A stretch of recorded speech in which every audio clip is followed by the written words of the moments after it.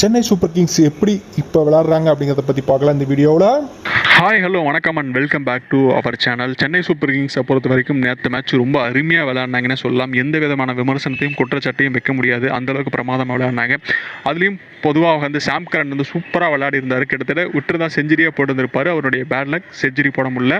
இருந்தாலும் பின்வரிசை ஆட்டக்காரர்களுடைய ஆட்டம் ரொம்ப கொஞ்சம் சுமாராக இருந்ததுனால வந்து அடுத்தடுத்து விக்கெட்டுகளை விட்டுட்டாங்க. மொத்தமாக ஆல் அவுட்டே ஆகிட்டாங்கன்னு சொல்லலாம்.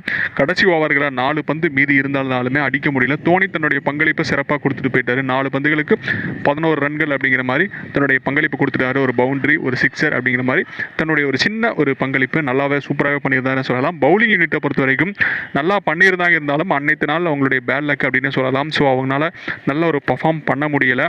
ஏன்னா கிங்ஸ் 11 பஞ்சாப்புமே வந்து ரன்களை விட்டு கொடுத்தாங்க.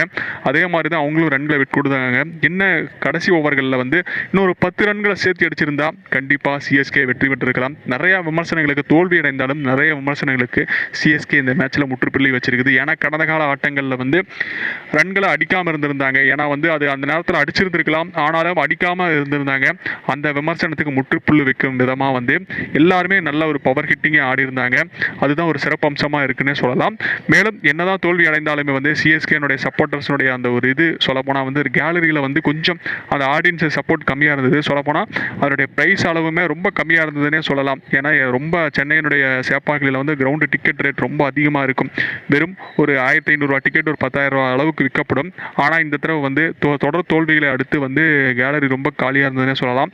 அது மட்டும் இல்லாமல் டிக்கெட் விலையும் என்ன ரேட்டுக்கு இருந்ததோ அதே ரேட்டுக்கு தான் விற்கப்பட்டதுங்கிறது ஒரு குறிப்பிடத்தக்கக்கூடிய விஷயமும் கூட. அடுத்து என்ன நடக்கும் அப்படிங்கிறத பொறுத்தது பார்க்கலாம். மேலும் சிஎஸ்கே அஃபீஷியலாக வெளியே போயிருச்சு அணியை விட்டு 2025 ஐபிஎல்லை விட்டு. ஸோ இனி வரும் இளம் பிளேயர்களுக்கு வாய்ப்பு கொடுத்தா இன்னும் நல்லா இருக்குங்கிறது தான் எல்லாருடைய வேண்டுகோளும் கூட.